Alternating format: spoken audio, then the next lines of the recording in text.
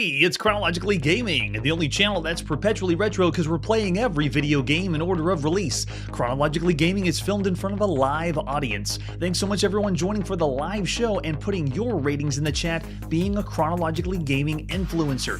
You're now part of the latest phenomenon of the history of video games. Welcome everyone to September 1982. We were last playing Space Battle, and everything this episode is going to start with space. It is all the games released at some time in September, beginning with space. Let's go.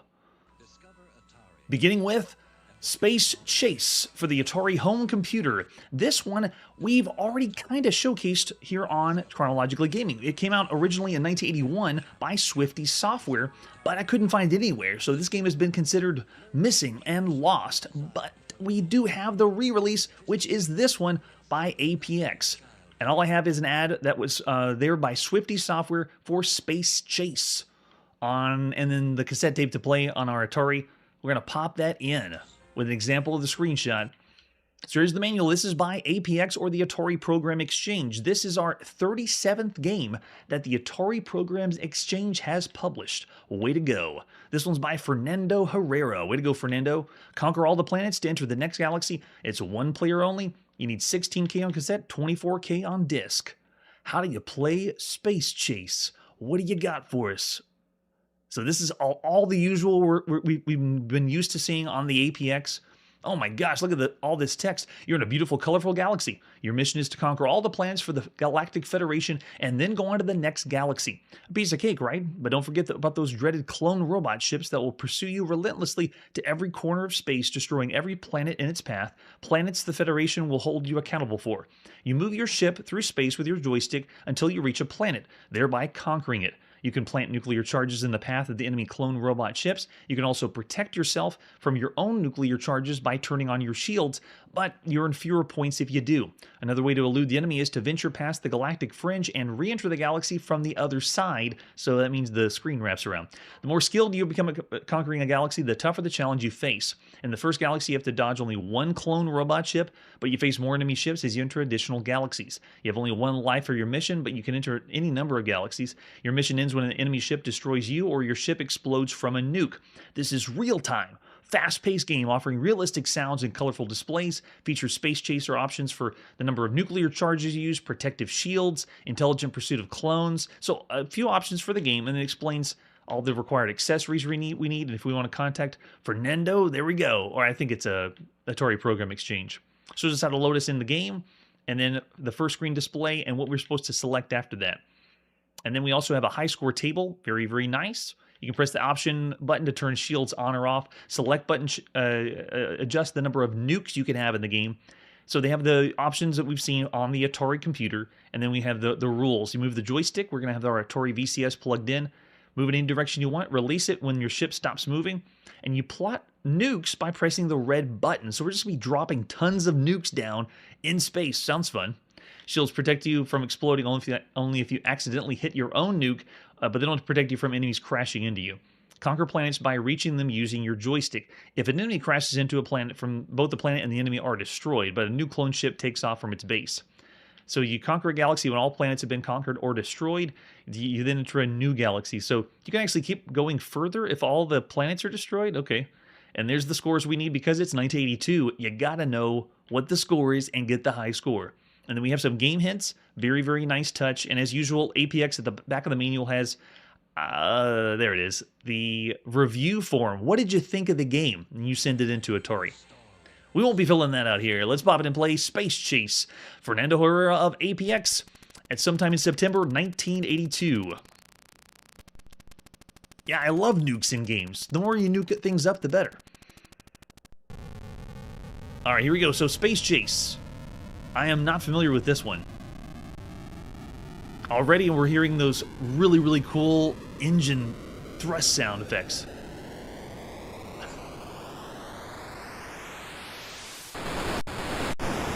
Whoa! That got even louder than I thought it would be. It feels like the game blew up. All right, so we can do the option button for the number of... There we go, turning shields on and off. And then we have the select for the number of nukes. If you look in the top left, I'm going to max it out. Give me all 125 nukes. All right, we'll push and start on our computer, and we're in. To play Space Chase, finally. So I'm located in the bottom right of the screen. And as soon as I begin, you can see how my ship, that's me dropping down nukes. What? The ship went the ship went diagonally through. So the clone ship can go diagonally. That means I need to drop nukes a different way. And only cosmic dust is left. So we've already had a game over. That was a fast death. Let's push start again. Reset and try again. So change this up. Galaxy looks a little different. Each one of those colors, the circle colors, are planets. Okay, here we go. Destroy. Finally. Okay, we took out one. Wait, an immediate one comes right after that? Okay, we can lure him into...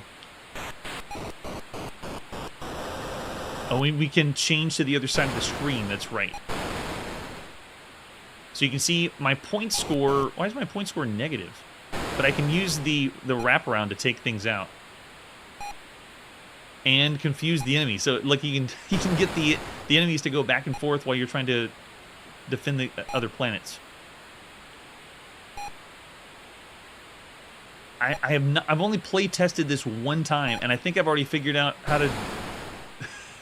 to beat the game because, but it's saying my point score is going down by -50. I wonder if you lose points when you wrap around the sides of the screen.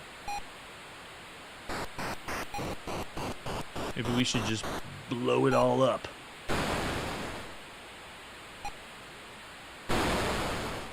This game feels like should be programmed on the Commodore VIC-20, the way this is tile-based. We rarely see this kind of game program style on the Atari home computer.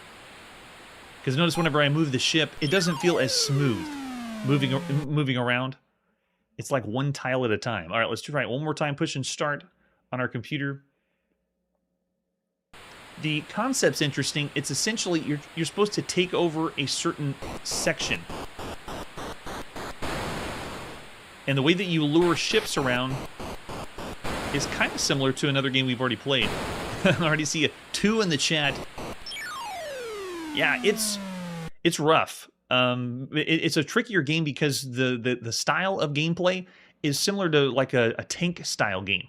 That's what it feels like. It doesn't feel like I'm playing as a ship. And the way that you're luring something into something else is like those old school mainframe games that we played several times. See, I can just hang out over here and watch it. Yeah, the ship will fly directly into it every single time. So yeah, it's similar to that concept. Which I need to make a note of that because that means we've had this style of game before. Yeah, I already see Chiptune throwing out 1.5 stars. Yeah, the movement's low. It's not done as well as anything else we played. Well, there you go, a quick taste of Space Chase. After not seeing it in 1981, I really wanted to check it out, and I'm glad we did. But now that I have, there's better games you could be playing on the home computer. It's slightly original. Yes, there we go. Thanks, Curtis. It's like those old-style escape-style games first showing up on mainframe. Yeah, and it looks like basic, too. So of all the games you could play right now, yeah, it's in around the bad range of everything so far. Yeah, mainly saying there's a puzzle element to it. I agree with you, because it's not doing what you'd expect an asteroid or a multi-directional shooter. It's dropping mines down. So it's a different style of gameplay than before, than anything else we've seen. I see Jimmy throwing 1.5, and then there's 2 by Charlie Chuck. I'm still going to say 2 stars. It's bad, but it's the best of the bad of all the games you can be playing right now on a home computer. And it's not because of the game, the game concept. It's the way it's released. They could have made this better, run faster, things like that. All right, so let's see what our next title is. Now time to go to the United Kingdom and play Space Fighter on the BBC Micro. More space games. Let's take a look at the box.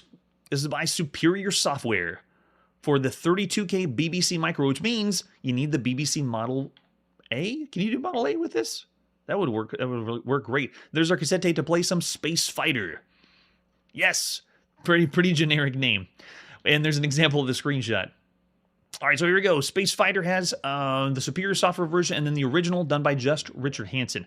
So I'm going to go ahead and pop in the original, not the hacked version of Space Fighter. Richard Hansen, originally by Program Power and then by Superior Software at sometime in September 1982. There it is, RMP Hansen, or Richard Hansen.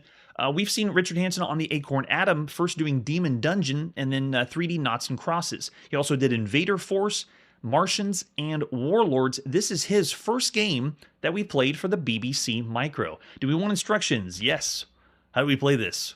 There's the score for everything. Mutant Swarmers, Trimorts, Baiters, blow them all up.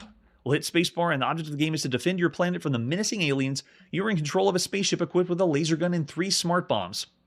You control with the keys A and Z, copy to fire, thrust to move forward, and then return to use a smart bomb, which means you blow up the whole screen. You have to attempt to destroy aliens with the laser or smart bombs, and smart bombs blow it all up. And there's the different types of aliens. We have mutants that move randomly, swarmers move away from you, trimorts. Okay, so they have different enemy types. Baryons and asteroids can only be destroyed by a smart bomb. You have to shoot at the fuel dumps to replenish your fuel supply. All right, so I got the keyboard controls down. There's our points that we got to know in 1982. What skill level do we want? Let's go with 2. Here we go. Now, BBC Micro is the computer that has a very well done Defender clone that you can play, that they ended up changing to the name Planetoid because they didn't have the rights to it. All right, so there's how I can move forward. Okay, so fuel moves us forward. That's your way to dodge. And I have a firing shot. Where's my smart bomb? There's my smart bomb. Sound effects, though, are really, really good for the BBC Micro. That sounds amazing, considering everything else we've heard on this computer. I mean, even the explosions of shots. We're essentially playing a bare bones scramble.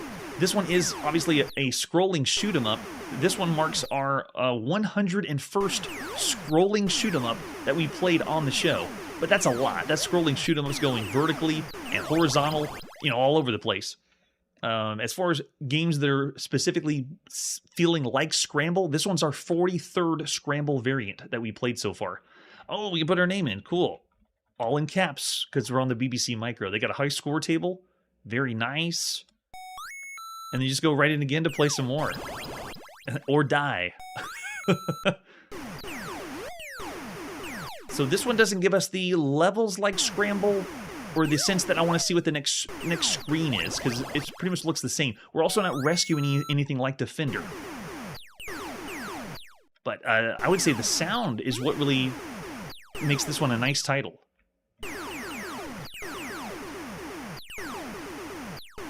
Some of the enemies...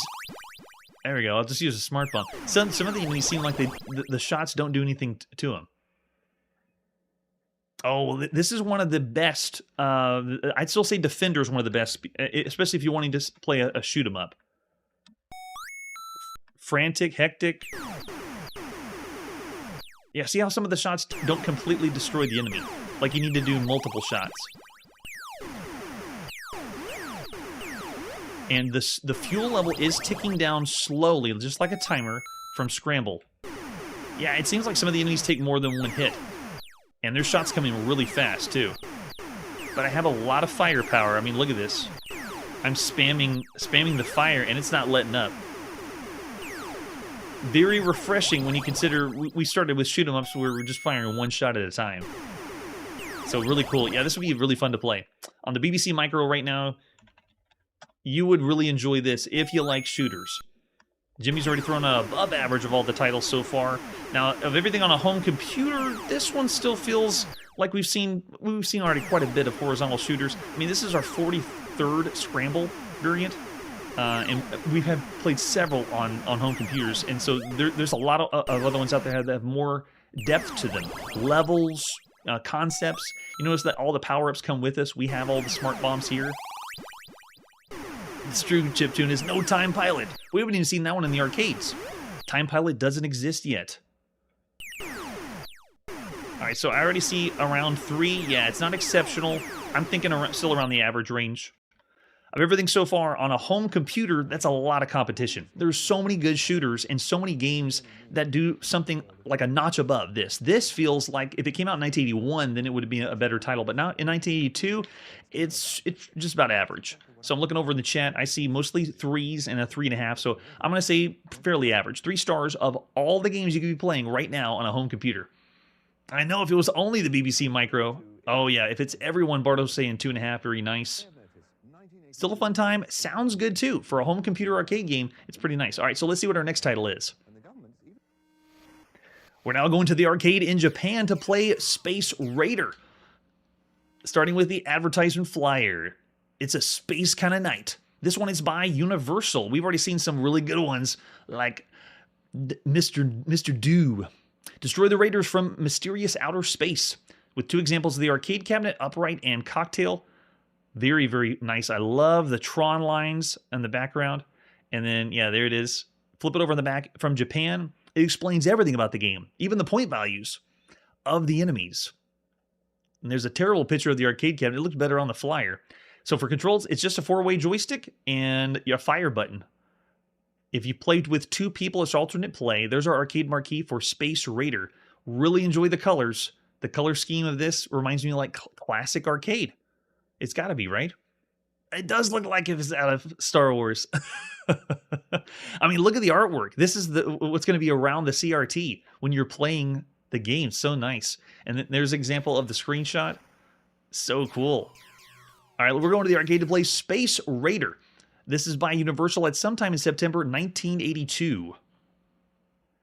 And this is our 451st arcade game we've played on the show. 451 arcade games right here.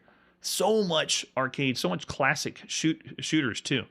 All right, so the attract mode is already starting us off and give me lots of vibes of games we've already seen, like Radar Scope in November of 1980, Astro Fantasia that we played in April 1981, and then Skybase that we played in May 1982. All right, let's see how this fares compared to all the others. Putting a coin in. Yeah, the graphics look super sweet. Push start. We're in. Wow. Love it. All right, so this one's like we used to call this in 1981, the next level of shoot 'em up, where it's still a fixed shooter. I'm moving left and right, but it's having me curve up the sides of the left and right side, like it did in Astro Fantasia, but it also is scrolling. But it's doing the scrolling on a grid, which looks so cool. It's like we're inside of Tron right now. Wow, the enemy types and the formations. Wow, this is intense.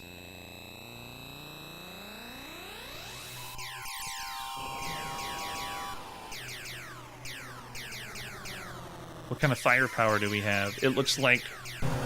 Yeah, and the bullets that are coming at me almost feel like I'm playing a proto bullet hell, because the amount that's coming at you, the difference between a shoot 'em up and then the next level of bullet hell is there's so many bullets that it turns into this almost puzzle game or a movement for your ship between. I mean, look at that. The amount that's coming at you, you have to think of what the pattern of your ship's going to be. All right, we're going in again. I got enough quarters, yen, and go. Because we're obviously in Japan. The viewpoint is so much like Radar Scope, but the scroll though feels so cool. I have no movement of my ship except left and right. So I can't move forward and backward. Like, see the bullets that just came at me? Wow, yeah, you have to dodge, find the hole of the horde of bullets that come at you. Not for the faint of hearted, definitely for the pro. And see how they have a formation of ships? Wow, that's impressive.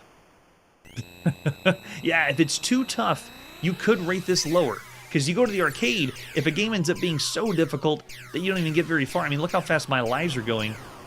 And we played quite a bit of shooters. The patterns of these enemies are different. I'm very familiar with Galaga's, but I mean, look at the different enemy types. We even have a UFO that's dropping off more enemies now.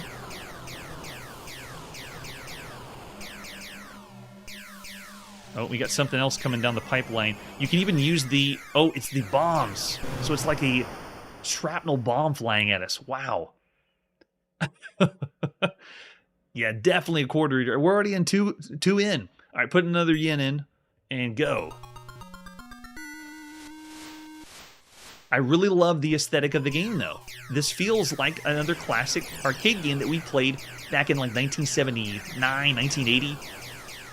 The scroll is a little bit more impressive than those, but you understand what I'm saying? It's just the shooter and seeing all the different shooters we had played. See, that's what I'm talking about. All the bullets come at you, and you have to decide where your ship is supposed to be placed. That's a different level of shooter than the other ones. It's a lot to keep up with. And it's not everybody's cup of tea, but here comes the spread. Gosh.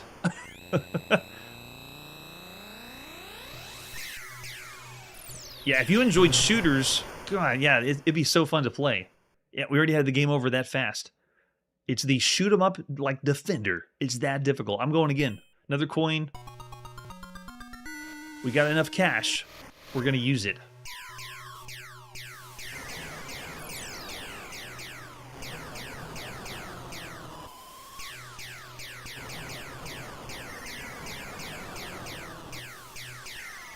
Considering the other arcade games we've played so far, this one wouldn't be up to the same tier as like the best arcade game you could play, but I like how it's doing things even another level for shooters by giving you the bullet patterns, the different enemy types. Look, we got squadrons of enemies coming in for kamikazes. The only thing this needs is the way to take your ship, be taken by the enemy, and then you take your ship back for additional firepower. Or something like Mooncrester, where you upgrade your ship to fire differently. And it's possible it has that, but we're not going to get very far on it because of the difficulty. I mean, look at this. We already have a UFO that came in and it's dropping more enemies. You also have to time your shots correctly because you don't have unlimited firepower. It's only 3 per each cycle. And see, I can get a few of the shrapnel out of the way. You can see them coming from the distance, too. That's great. Yeah, so I already see Curtis throwing out 3.5 to 4 stars of every arcade game so far. Yeah, it's not a 5. It's not anywhere near something in the 5 range. Chiptune's way up there. I know you're a big fan of shooters, so there's 4.5 already saying one of the best arcade games you could play right now. I mean, as far as space games go, look at this. This is the space game. This is for September. Games are released at sometime in September. It's amazing. Yes, 5 for Manly. Wow. So of all the games right now, this is being held back just by the simplicity of the ship movement. You know, it feels like an older style game, and it doesn't give you the same quality as these newer titles, trying something with a new genre of video game. But as far as shooters go and something in the arcades, it's awesome. It still is really fun. All right, so I'm seeing a 3.5 or 4. Yeah, so this one's a little divisive in the chat. We're having some people say around average, but then some people are way up in the top. I'm going to say of all the arcade games so far, this is excellent. This is doing something a notch above. It's almost like a Galaga level, but they're not changing up like the firepower or upgrades or anything like that. So I'll still say 4 stars of everything you can play right now in the arcade. Well done. That is our 451st arcade game and going strong. All right, so after Space Raider, what is next? Time to go to the United Kingdom to play on our Commodore VIC-20. Let's play some Space Storm. Got enough space games for you? All right, so the first box that I've tracked down for Space Storm looks like this. I mean, look at that. It's like hand-drawn. So nice. Requires no extra RAM. And then later, Rabbit Software releases it like this. Generic space cover. Still unexpanded VIC with an example of a screenshot.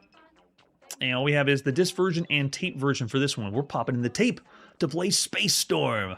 This is by Rabbit Software at sometime in September 1982. More space. Give me more space games. Give me your tired, your cranky, your worn out space games.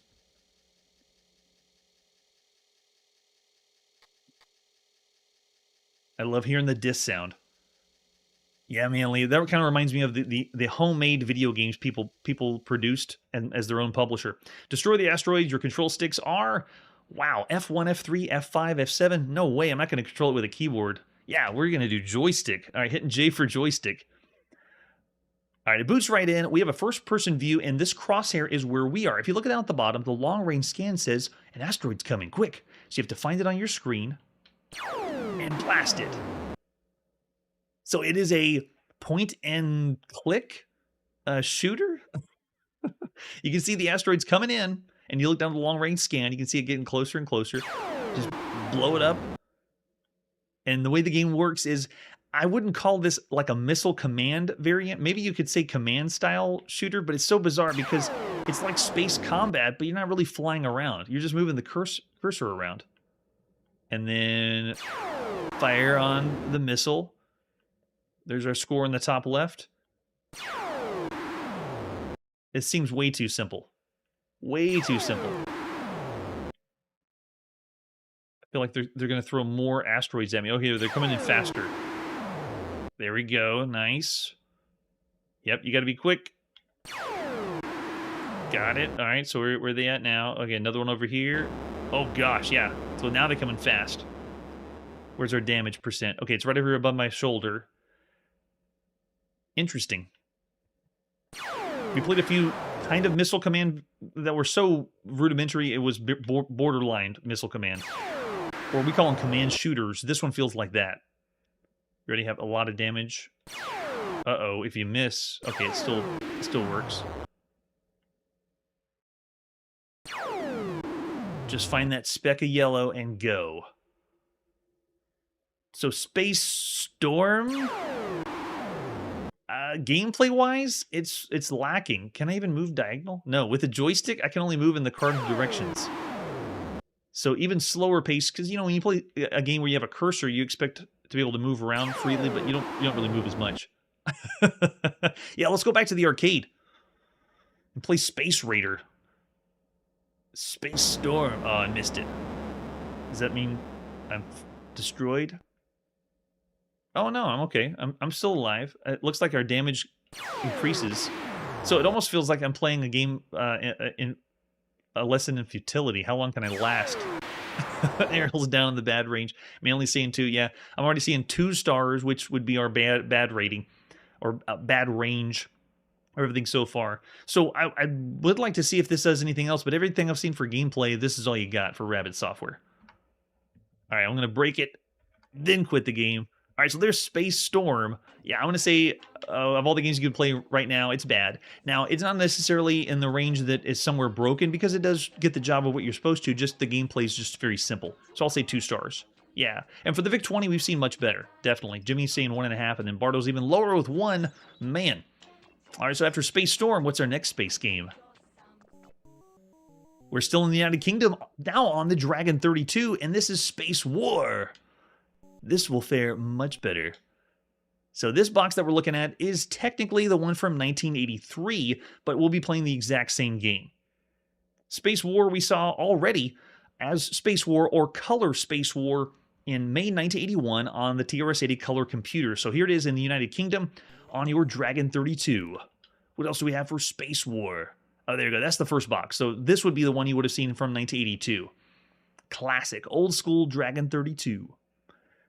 With the box for the original, and then the inside sleeve does have the loading instructions, and then it gives us the, okay, no instructions for how to play the game though. There's the cassette case, and there's the first one that you would have seen.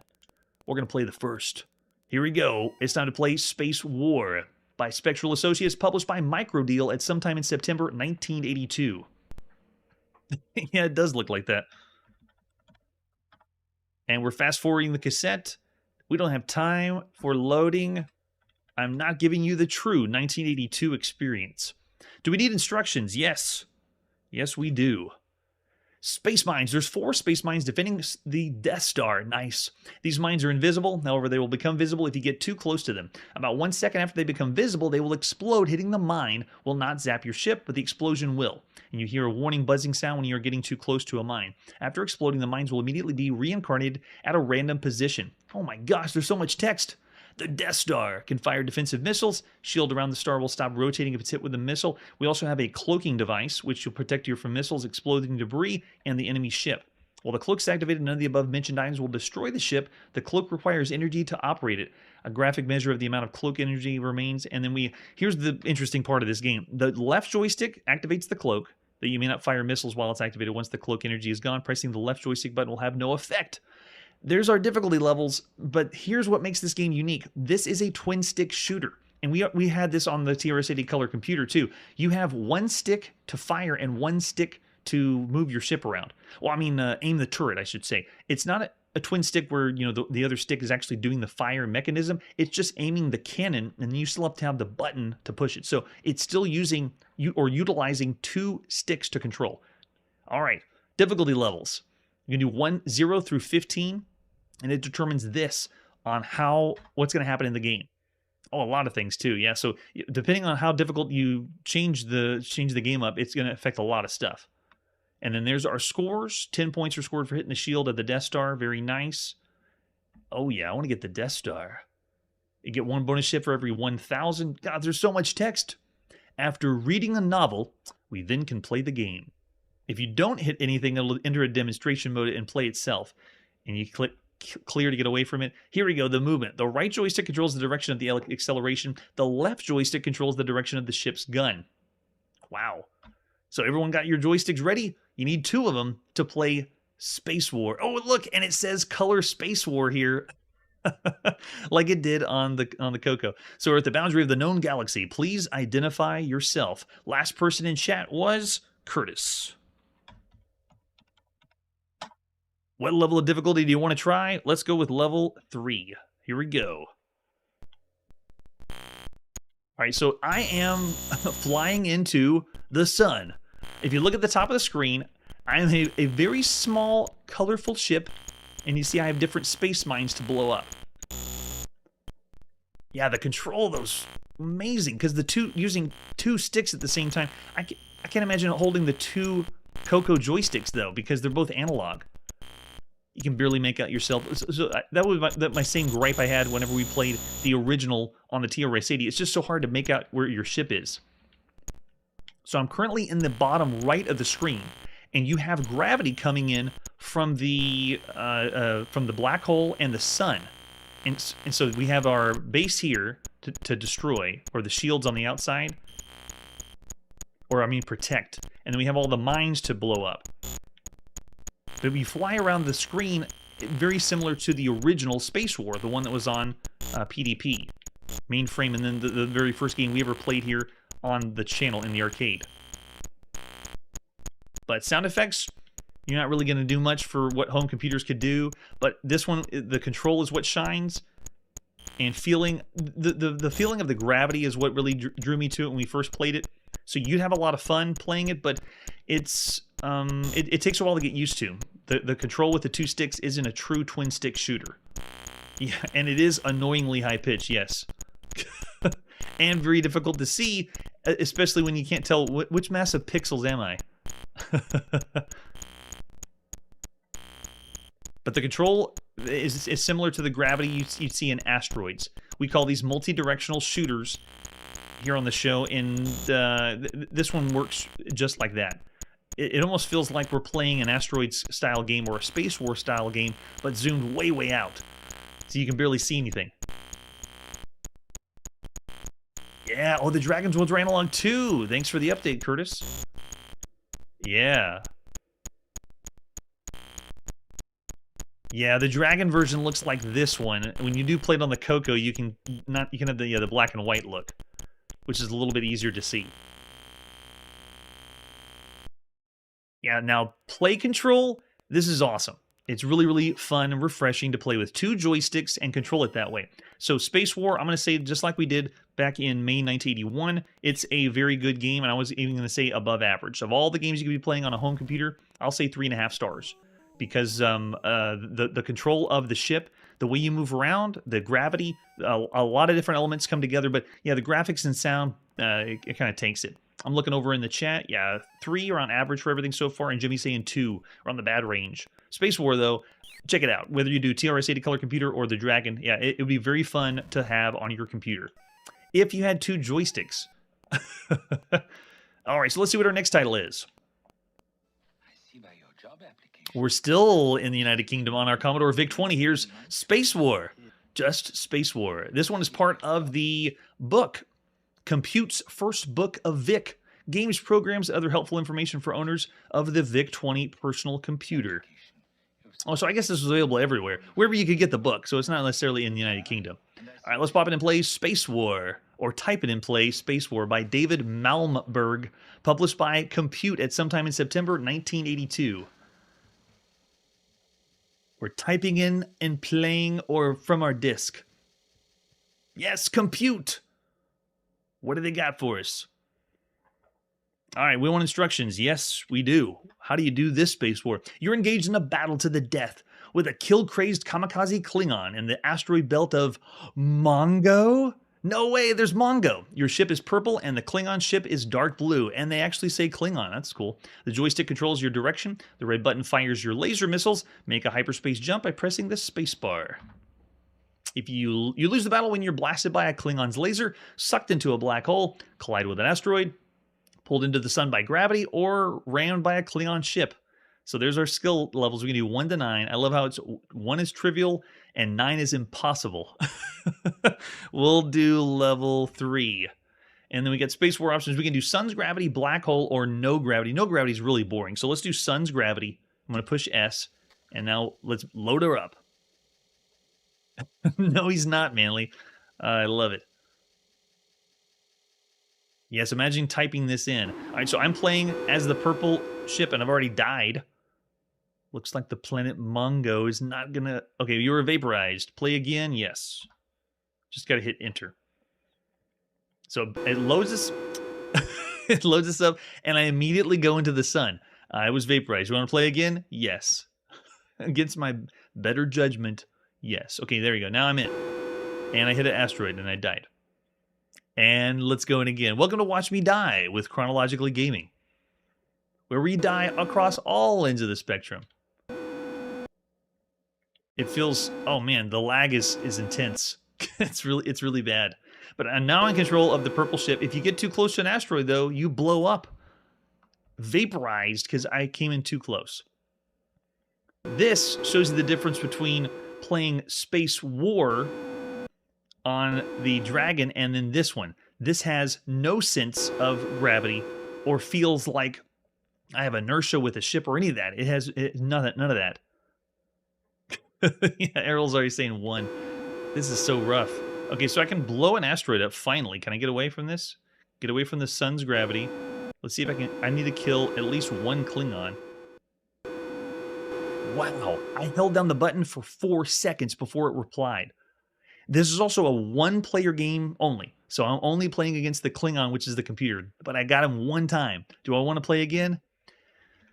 Not a chance. But it is interesting because I can finally show this commercial with some credibility. Ready? Your job application. You've scored 6 million on the video game Munchman. Munchman? Yeah. Okay, I know that one. And I see you shot down 2 billion aliens from the planet Mongo? Mongo! Yeah. You are good at computer games. I thought they were just making up Mongo, but it happens to be from this, Compute's First Book of Vic. I don't think you can get 1 million points from shooting up things on planet Mongo, though. So of all the games so far, it's a type-in game, so it's still judged by all the other computer games, which is a little unfair, but tough. If video game's a video game on a computer, whether you type it in or not. Of all the games you could be playing right now, that's borderline broken for everything so far. Yeah, too much Klingon, yes. I see 1 from Charlie. Yeah, it can be broken. So I'm going to say 1 star, everything so far. It's trying to do gravity and the slow motion. I mean, holding down the button to fire, and it takes 4 seconds. And of course, it depends on where the other ships are and whatever movement's happening. But yeah, it's low. Yeah, I'm seeing that some other 1s out there too. Yikes for space games. That's very rough. All right, let's see where we're heading now. Time to go back to the United Kingdom to play on our Sinclair ZX Spectrum. This is Spectres. I'm intrigued. We already have a Spectre game. Let's see if this has anything to do with it. And it does not. Here's our cassette case for Spectres. This one's by Bug Byte Software. This one's their 16th release that we played here on the show. And I'm not familiar with Spectres. Let's check this out. Flip it over. Yeah, it's just the cassette case, so no information there. This has a ghost on the front, so that should give you some kind of hint of what the game is. What else do we have for Spectres? Besides the box, there's our cassette case, or cassette tape we're going to pop into play. And, oh, we just have a fun graphic. Nice. You called it. So we open up the inside sleeve, and it tells us all the information on the screen, the top status line, the number of lives you have left. Eddie starts with 3 lives. We get to play Eddie. Where is Eddie? Where is it? There it is. How do you play Spectres? Eddie the electrician has a new job.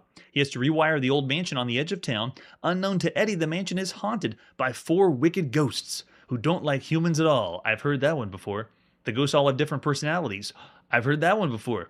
Speedy is red in color and rushes around the house looking for someone to frighten. Spooky is green and has a special talent for finding humans wherever they may be hiding. Spiffy is on the other hand, is yellow in every sense of the word and stays well away from intruders although he will of course scare them if he finds them. Sparky is a fairly normal kind of ghost. He wanders around doing nothing in particular until he finds a live person. Living beings bring out the worst in him. Eddie's job is to go around the house fitting light bulbs. When he's completed the entire floor, he may move on to the next level through the central stairwell. Unfortunately for Eddie, the ghosts don't like light at all and will scare him senseless, driving him back into the stairwell. If they catch him, Eddie will then be taken gibbering to the local happy home. I've never heard it referred that way, but I'll take it. On each floor, there's 4 old power generators, and if Eddie gets to one, he'll switch it on, and all the bulbs he has placed so far will light up. The light makes the ghosts very weak if they come into contact with it, and whilst in this condition, meeting Eddie will cause them to rush back to the stairwell to recuperate, like the Pac-Man ghosts. The generators only have a small amount of fuel, and when this runs out, they will break down and cause all light bulbs to short circuit. In some of the darker corners of the house, Eddie can find cans of petrol and collect it so that the generators can stay on for longer, although he can't refuel a generator that's already on. So it is a maze game. And the way you control it is left, right, up, and down. But on the ZX Spectrum keyboard, we've seen other games do this on the Spectrum. They give you lots of different options. You don't have to push just one button. Look at this. To move left, all the keys that move left are on the lowest keyboard row. So all the keys on the lower row are to move left. So they give you a lot you can push. Just mash things on your keyboard. You'll figure it out. So this one was available in a few different versions. We're going to pop in and play the first one by David H. Lawson at sometime in September 1982. David H. Lawson also did Arcadia that we've seen and Spectral Invaders on the ZX Spectrum. I'm ready. Are you ready? David H. Lawson, let's do this. I like the sound effects though, it's fun. There we go. We're dropping our light bulbs down already, and we have the generators. So yes, it's another Pac-Man variant. Yet another one. This one is our 108th Pac-Man variant we've seen on the show.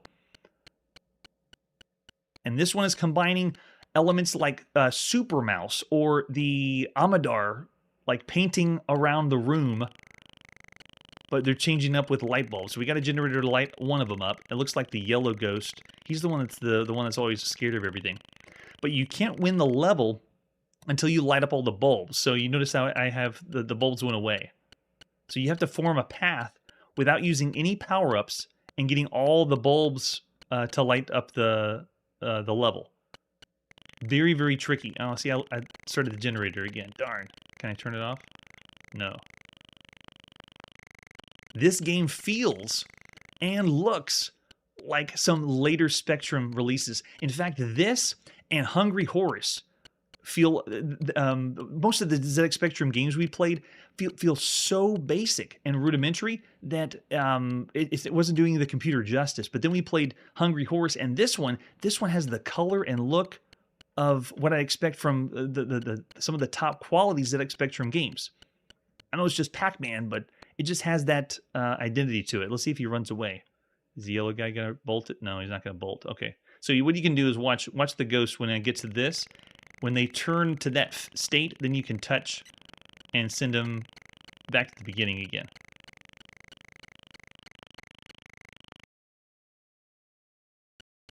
So essentially still just Pac-Man, but they're doing just a little nod again of something different that we haven't seen before.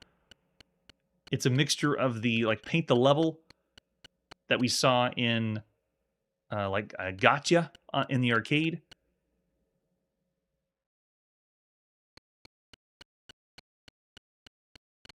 I'd still give the nod to Hungry Horse though, being able to go screen to screen. Oh, we got one chasing us. Oh, he didn't want to follow us. Nice. That's true. Yeah, it does kind of remind me of that. That's the same. Let's go around and cover everything before we can go on to the next level. And we have the teleporter in the middle. We have another battery here. So now I got to be able to make my way around this side. Can we confuse the red ghost? Let's see. He looks like he's just going in circles. Nope, now he's chasing.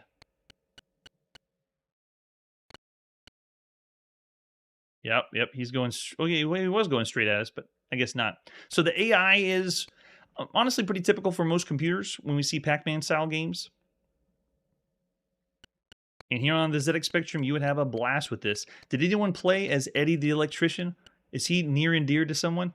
So we're looking really, really good. Now all we got to do is be able to get to that generator with all the places set up. This is also very similar to another game we played called Mouse Attack that Online Systems did. All right, so those three ghosts are just guarding the generator. I don't know if I can get it. Here, let's... Oh, I thought he was going to come after me. See if he'll follow. Yep, he's going. Okay, he turned back. Nice. So we're going to go to the top and then make our way around. And we got to be able to touch the generator with all the bulbs lit up. Yeah, the green is just hanging out there. He doesn't... Yeah, he's camping. And I can't get around him. Oh, that's perfect. That's perfect. Stay like that. Ready? No, I missed one bulb, I think. No, I missed this one down here. This means all of it's going to go away. Unless I'm able to touch all the... Can I get this piece here? Darn, I missed the piece. So if you don't have everything lit up with all the bulbs, then you can't go on to the next level. And there is multiple levels. There's different screens than just this one. Yeah, it feels like the ghosts are very smart. Yeah, good point, Curtis, about Munchman, yeah. And it's whenever you get scared by a ghost, Eddie runs to the center again, and then the level resets, but it saves your bulbs that you set out. So you'd have to have a different kind of route or path to take all the way around. There you go, so that's Spectres. Another Pac-Man game hitting on the theme that they're ghosts and they're supposed to be scary, even though it's really not that scary. All the games you can be playing right now on a home computer, I still say above average. The way that they have designed multiple levels, the change-up of the Pac-Man formula, and then a larger character on screen with the AI of the ghosts is still fun. I'm seeing Bartleman seeing 3.5, 2.5 from Errol, and then lots of averages, pretty much average for everything you could see so far. Yeah, so I'll say 3.5 stars for Spectres. Well done, Bugbite. Well done. Yeah, still around average from Curtis. And yeah, so lots of 3.5 star ratings out there. All right, let's see what our next title is. We're still going to play on our ZX Spectrum. This is Spectrum Chess 2, the sequel. Here's the box for Spectrum Chess 2. Honestly, I'm only playing this just because we're cataloging everything. This is the same as Spectrum Chess and Spectrum Voice Chess, at least as far as I can tell. I don't know the technicalities behind it. It was originally done by Arctic Computing, just like the other ones, and then later by Dixon. So let's pop in and play Spectrum Chess 2 by Chris A. Thornton. And I haven't confirmed that. I just know that all the other Spectrum Chess and Spectrum Voice Chess were done by Chris Thornton. All right, so we want to play chess. We want to start as white. And give me a 80-second limit. So it looks familiar because it's the same as the other chess games we've already played. So this style is the same one we've seen before. You do whatever you want for quadrant C2 to C3. Ready? And then go. And we've already been able to have the chess game talk to us, so it's not that impressive. I know it's chess with coordinates. So I'm going to have to go low. It's possible this just has bug fixes, but I can't confirm that. But I'm still going to say, of all the games you can be playing right now, it's not everyone's cup of tea, but I know. Where's the lore? Where's the story? What's drawing me to continue to play this? Nothing. I'm going to say 1.5 of all the games you can be playing on a home computer, and we play better, and we play games that talk to us with chess. Let's see what's next. Oh, that sound means it's time for another Star Trek variant. This is, again, on the ZX Spectrum. And ladies and gentlemen, this is our 20th Star Trek variant of all the games so far. And I'm not saying it's a Star Trek game. It's taking that mainframe game, Star Trek, which is a strategy style game, and we played this formula 20 times. Let's check it out. Starting with the box. Spectrum Star Trek, the computer program by R&R Software. This is not official, not in the least bit sense. Hopefully you've seen Wrath of Khan. It's in theaters right now. As far as the cassette case goes, what else do we have for Star Trek? Oh, there we go. Later in Germany, it's released by Profisoft, and they have Spock on the front of that cassette case. Nice. And then the one we're going to be playing, there it is. You open it up. You're supposed to rid the galaxy of the evil Klingons, save the Federation from the treacherous Romulans, race to protect your star bases from unprovoked attack. Are you Starship Captain material? Yes, we are. We've done it at least 20 times. That's right, Yuvakor. And this may have been the first one. It's the most grungiest looking and simplest box of Star Trek by R&R Software with an example of the screenshot. So this one, you can see, has several different versions released a few times. Let's play the first one. This is by John Nixon and Bob Brinchley of R&R Software at sometime in September 1982. All right, instructions. Yes, what is the command? You got to know. Our galaxy is being attacked by a fleet of Klingon warships, and as captain of the USS Enterprise, it is your mission to seek out and destroy the invaders. Space to continue. The galaxy is divided into 64 sectors. This should look familiar to all the Star Trek variant fans. There's a short-range scan of the current sector, is always shown at the top of the screen. And there you go. We got some nice pixel art of the Enterprise, what a star base is. The Klingon. Klingon kind of looks like a laser pistol. And then a star. And then every time you begin a turn, you're giving information of the current status. And you have command options, 1 through 8. If there's any Klingons in the sector, they'll immediately attack, draining energy from your shields. When your shields go below 0, energy is taken from your main energy banks, and the Enterprise will be damaged. You're given a prompt command. You have to begin to defend yourself. Number 1 is maneuver, and it shows us how to move around the screen. You have to use a 360-degree prompt. This is all done with text. So this is like a menu-based game with text inputs. And then shields can turn on and off. Phasers, it's how you can fire your weapon. Photon torpedoes, same thing. You have to require a bearing, though, and send them in the right direction. You can also do a long-range scan to see where Klingons are around there. And then we have the galactic map where we can warp speed. And then we also have the ship's computer that gives us a set of different commands. We have 8 more commands if we go to the computer view. How to do hyperdrive, our current status, navigation, locking on photon torpedoes, probe, smart bomb, things like that. Self-destruct, control room. To destroy Klingon, you have to reduce its energy until it's below 1 unit. They start with 400 units. And time to time, you'll also be attacked by Romulans. Really? Romulans too? Okay. The vessels possess cloaking devices which makes them invisible. Of course it does. All the Trekkie fans out there, everyone's seen Wrath of Khan, right? And then we also can dock with star bases to get our energy back up. The Klingons are going to be trying to go to the star bases and destroying them, so it will lose our ability to restore our energy. These are the voyages of the Starship Enterprise. Its 5-year mission to explore new worlds, to seek out new life and new civilizations, to boldly go where no man has gone before. One moment, please, Captain. I'm just creating the universe. Oh, I love it. This isn't a true Star Trek game. These are all fan games, like the original done on mainframe. You have until stardate 102.5 to destroy 95 Klingons, and we have 8 bases. So it's all random every time you play. Very, very nice. I like that touch when the games have a random element to it. All right, so is this acceptable? Yes, we will not randomize it again. And then what's our self-destruct code? 1, 2, 3, 4, 5. All right, ready? There is our control room on our computer. We got all our commands. We're entering the sector. Let's go. All right, so, we got a Klingon here already. Quick, shields. Turn them on. Shields are 1,000. 100 on there. Get the phasers out. Go. Command phasers. Energy. Give me 300. Yes, hit him at 5-2, and Klingon is destroyed. So starting off on a great start. And so the way the game is played is every time you have a turn, you're supposed to make a command. Notice the command is asking me, and then it's going to ask again. So it's in a turn-based style. And so now we can do our Adding more to our shield. So how much power do we have left? There's our total energy. We do have the power. We have a star base under attack, so we should warp to that next. So let's go ahead and do our shields. And then I want to add 200 to shields. So now you can see our shield energy is... Oh, no. No, I don't want to... Wait, no. I want shield energy at 1,000. There we go. And I think we have to lower our shields to 0 before we high-speed warp. And they already... Wow, the Klingons destroyed it so fast. They already got to the starbase and took it out. Wow. Okay, let's do warp drive. And let's do 5-2. Let's see if there's any guys left.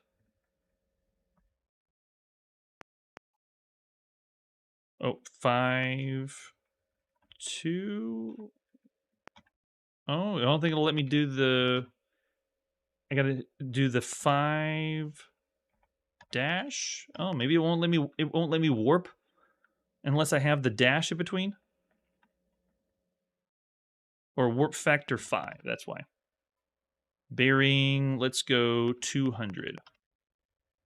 So it was letting me, every now and then these parsers, you have to input them correctly. Like there's sometimes the parser needs a comma or something like that. Okay, so we got phasers being attacked. Let's go in and hit them back. We got our shields on, which looks good. I want 400. Attack. Boom. Klingon hit. Klingon hit. Are they still in? Conditions red. They are still in. Go. So they're using their phasers on us. Shields look like they're going to hold. Go. Give me 1,000 for shields. We got enough energy for it. So it's going to take our full energy out and add them to the shields. And then next we have, they're firing, oh, photon torpedoes. Not good. Got to get phasers on them again.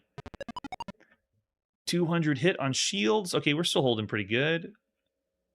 No, I don't want, oh, I hit the wrong one. I wanted 3. If you hit the wrong command, yeah, you're out of luck. Let's go ahead and add more to shields then, since we're on the turn.